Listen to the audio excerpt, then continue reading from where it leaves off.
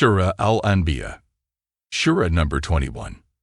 In the name of God, the most gracious, the ever merciful.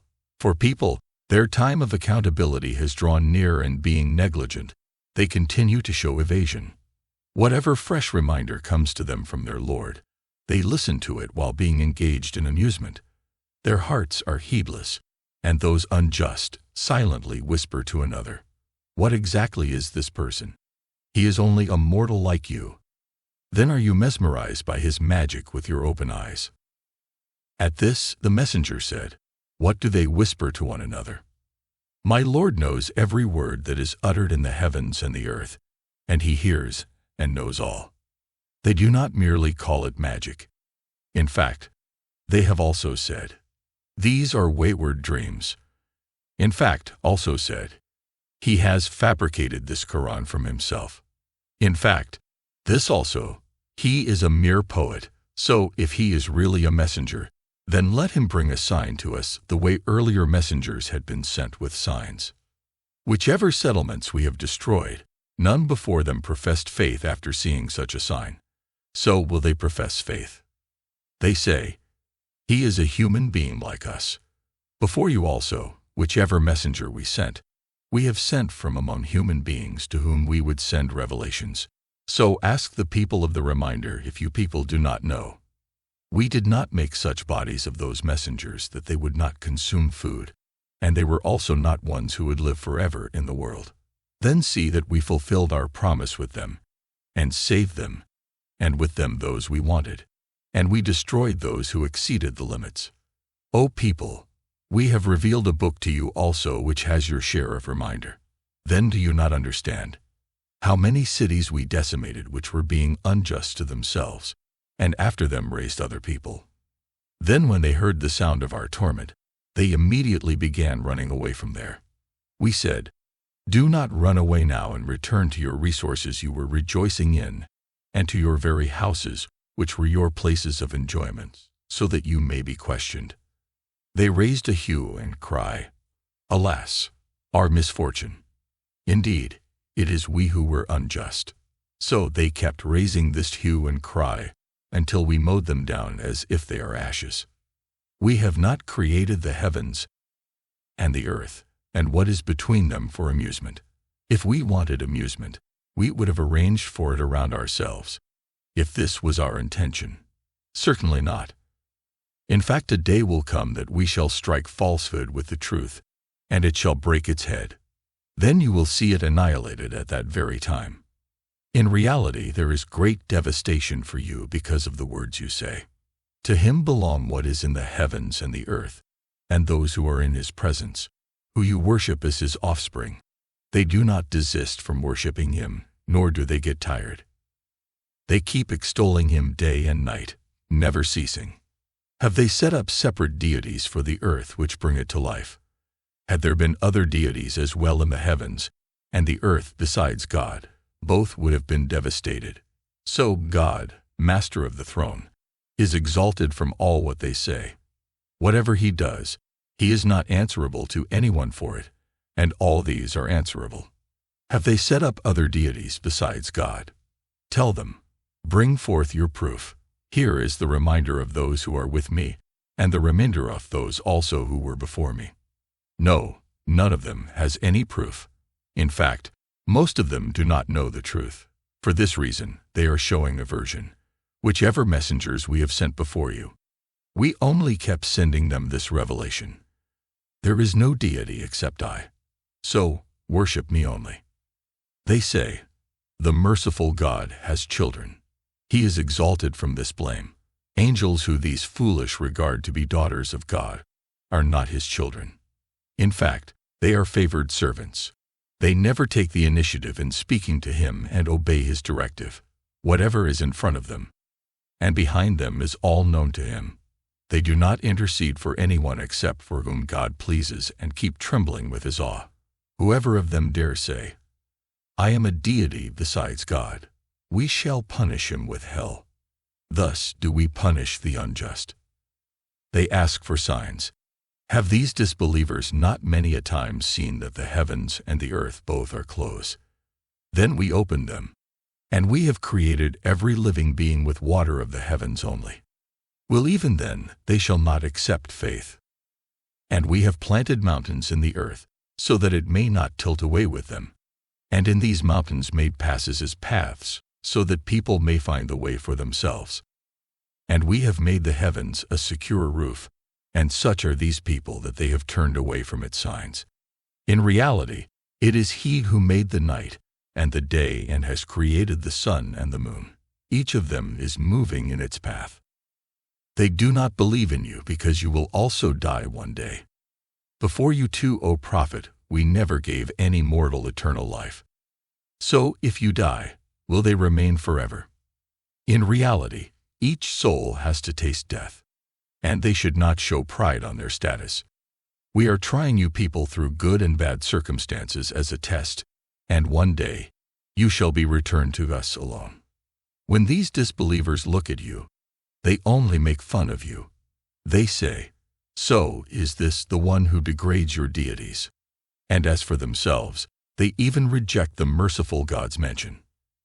They want to hasten the torment. In reality, impatience is the substance man is made of. I shall soon show you my signs, so do not show haste to me.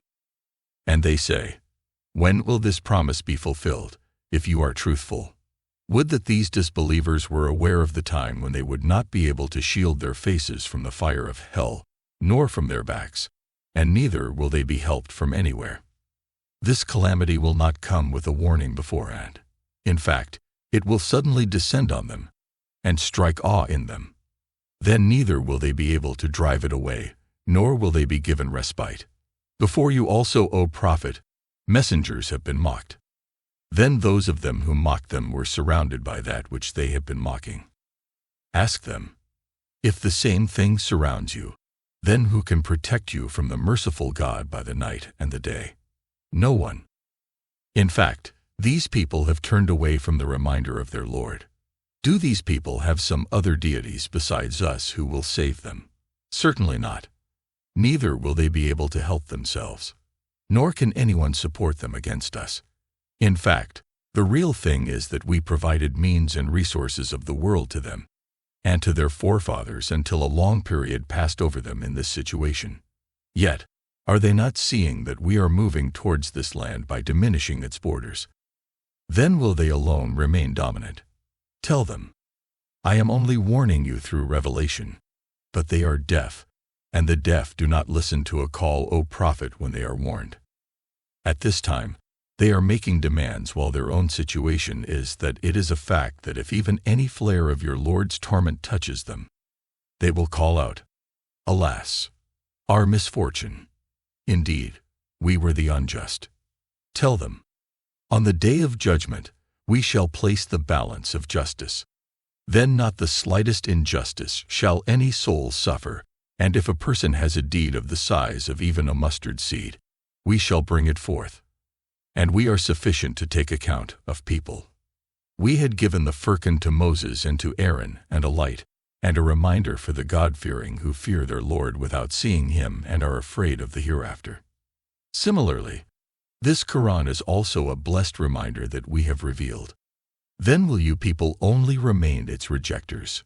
Before this, we also gave Abraham his share of guidance that was befitting for him, and we knew him very well. When he said to his father and to the people of his nation, What are these idols you are so devoted to?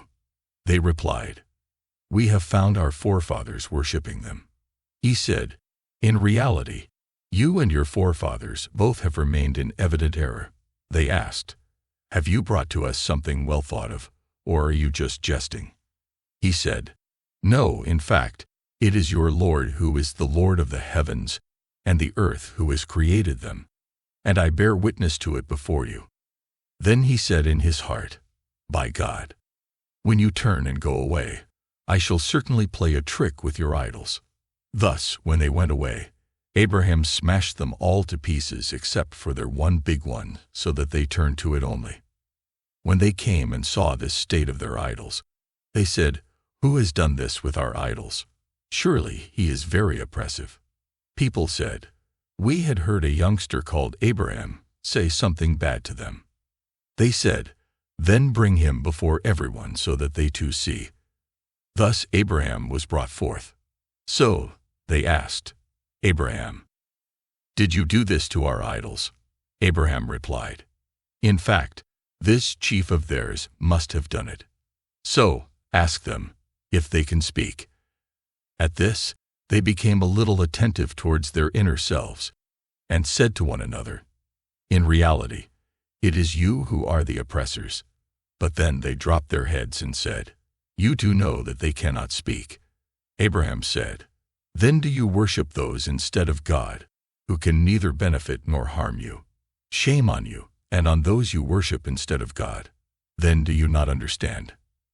At this they said, "If you intend to do something, then burn him in the fire and help your deities." Thus Abraham was cast into the fire. Thereupon we commanded, "O fire, cool down for Abraham, and become safe." They had wanted to contrive a plot to get rid of Abraham, but we badly foiled it.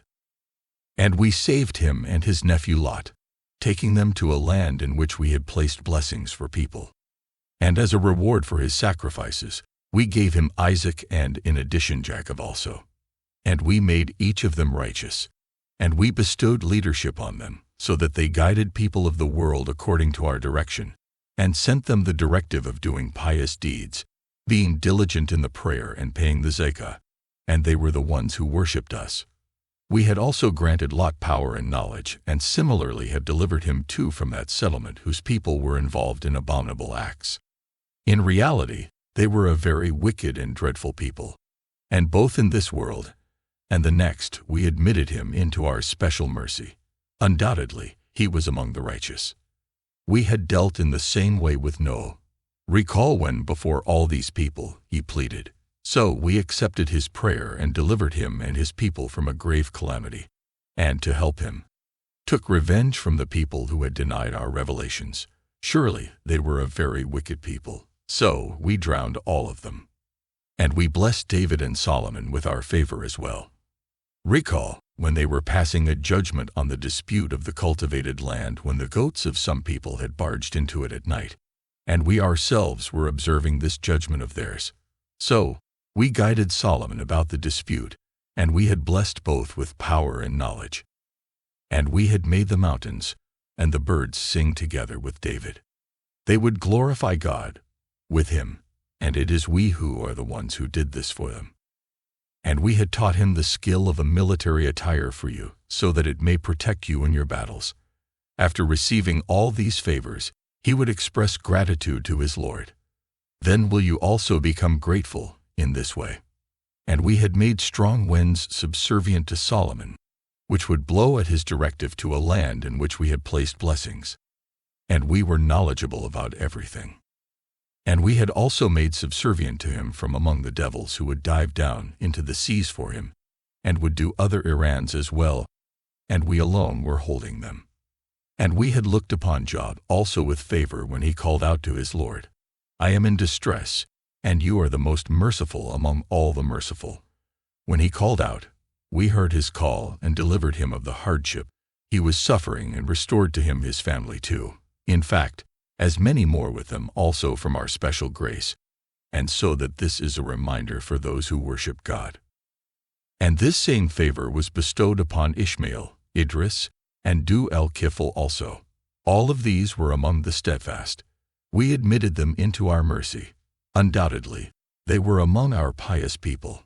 And upon Jonah, the companion of the fish, also when he left his people in anger, and he thought that we shall not question him. But then he cried out in the layers of darkness, "Lord, there is no deity except you. Exalted are you. Indeed, I am at fault." Thereupon, we answered his prayer and relieved him of sorrow. Thus do we deliver the believers.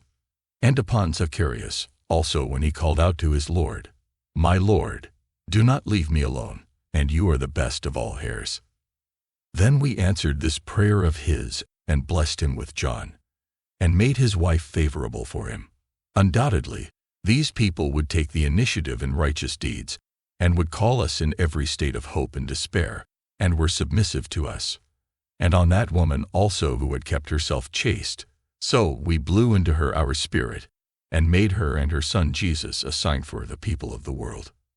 Thus it is a fact that this community of yours is one community, and I only am your Lord. So worship me alone. But such are these people that they have torn their religion into pieces between themselves.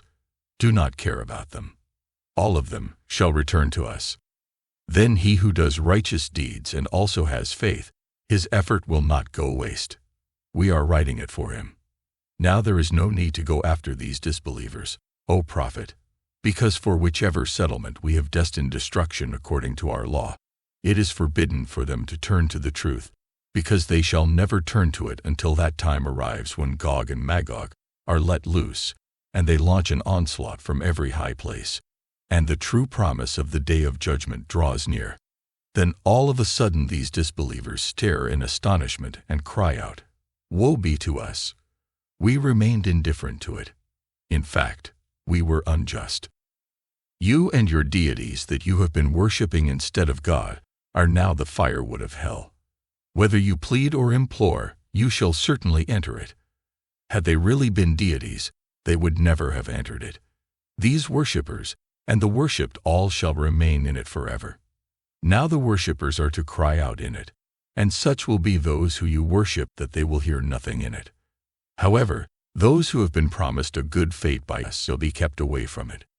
They shall not even listen to its sound, and shall forever remain in a bliss they desire.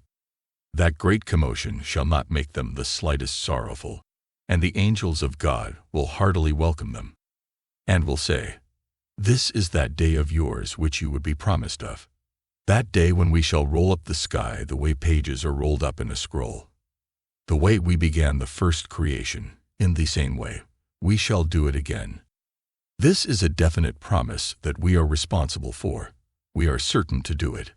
We had written in the Psalms after the reminder that on that day the earth that will come into existence shall be inherited by my righteous servants. In it is great awareness for those who worship us. They demand the torment from you, and we, O prophet, have only sent you as a mercy for mankind. Tell them, "This only is revealed to me. Your God is one God. So, do you submit yourselves to him?" Then if they turn away, say, "I have warned all of you equally. I do not know whether that time you are being promised is near or far off. Now the matter rests with God. Indeed, he alone knows the words you utter openly, and those also that you conceal. And I do not know whether perhaps this time is a trial for you, and a respite to gain benefit until a specific time." The prophet prayed, "My Lord, judge with fairness," and said, "Our Lord is surely the most merciful from whom we seek help against what you say."